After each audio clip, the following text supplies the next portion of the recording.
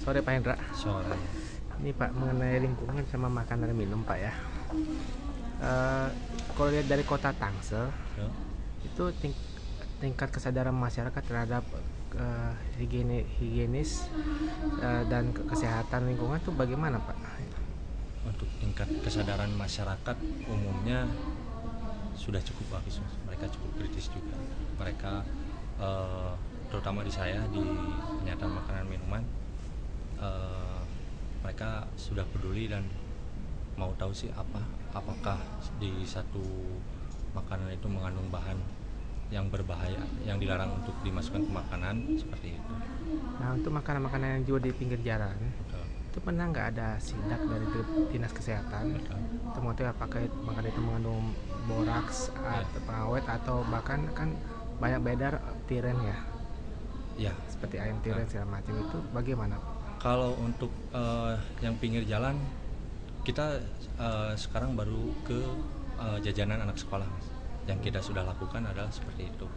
Dan di jajanan anak sekolah pun dari 116 sampel yang kita periksa, 30%-nya mengandung bahan berbahaya yang dilarang untuk makanan.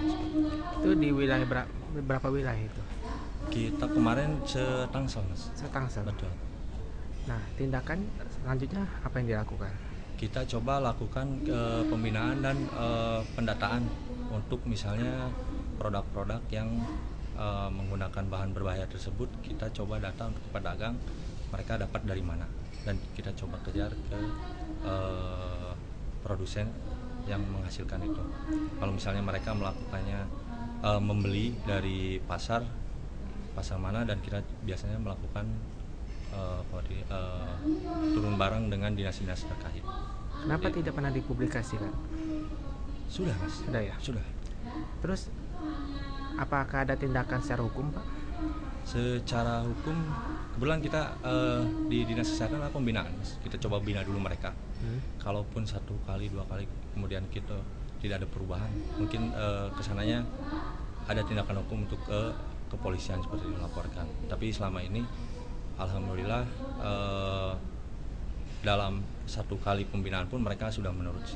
Berarti dinas kesehatan jamin bahwa di Tangsel ini sudah tidak ada makanan mengandung boraks? Untuk jamin saya tidak berani menjamin seperti itu. Tapi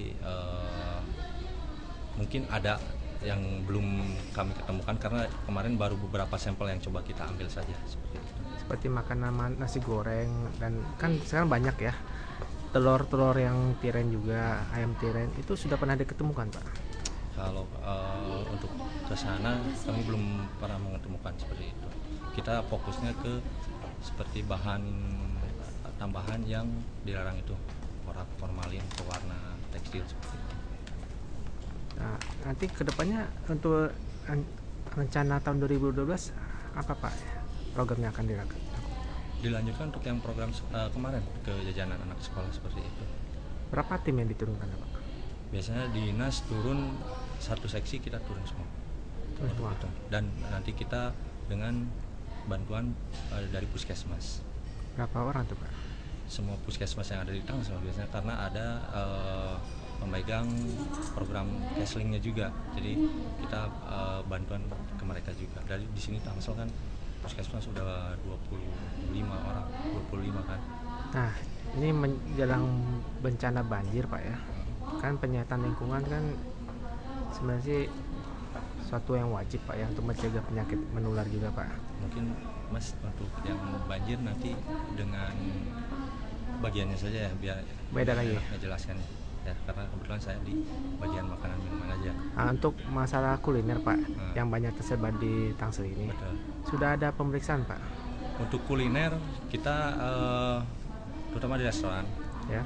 kita sekarang baru beberapa restoran yang coba kita periksa seperti itu, dan kita sudah coba baru sowan dan berkoordinasi karena baru kemarin kita Tangsel punya PHRI, dan itu pun belum dilantik, jadi baru sebatas ngobrol-ngobrol dulu.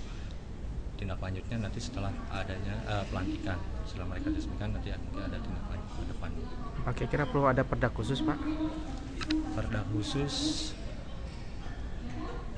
mungkin dibutuhkan juga. Dibutuhkan ya. Nah, untuk ini lagi Pak, barang-barang impor Pak ya, itu sudah ada lakukan sidak Pak?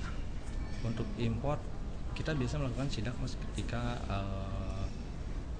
bergabung dengan dinas-dinas terkait seperti perindustrian perdagangan untuk melakukan sidak seperti itu. Kita mengetahui apakah dia mengandung bahan berbahaya atau tidak. Ya. Nah, satu lagi yang cukup meresahkan masyarakat kan, tapi sepertinya agak sedikit meleset dari pantauan, masalah makanan berkadaluarsa Pak. Kan masih ditemukan di beberapa minimarket ya. Pak. Itu bagaimana Pak tindakan?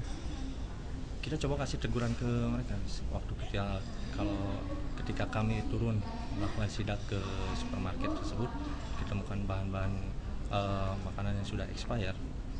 Kita melakukan teguran mereka agar menarik produknya agar tidak dijual. Sudah banyak ditemukan Pak tahun ini? Tahun kemarin ada beberapa, tidak banyak tapi ada. Dan bagaimana sikap dari pelaku usahanya Pak? Mereka langsung saat itu juga menurut dan langsung menarik produknya. Sebenarnya untuk makanan berkadaluarsa seberapa berbahaya sih Pak kalau dikonsumsi masyarakat yang tidak mengetahuinya Pak? Untuk kadaluarsa kalau tidak mungkin akan terasanya nanti mas ketika beberapa lama butuh proses dan akan dirasakan setelah lama seperti itu. Gak langsung Pak ya?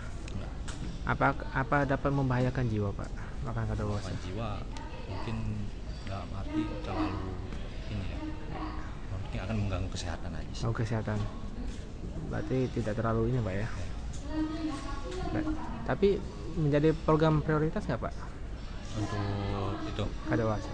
Untuk pengawasan makanan kita selalu ada kegiatan seperti itu tiap tahun. Apa berkesinambungan tiap bulan atau bagaimana Pak? Tidak kita coba atur sesuai ini aja. Ini aja Pak ya. Terima kasih Pak Hendra.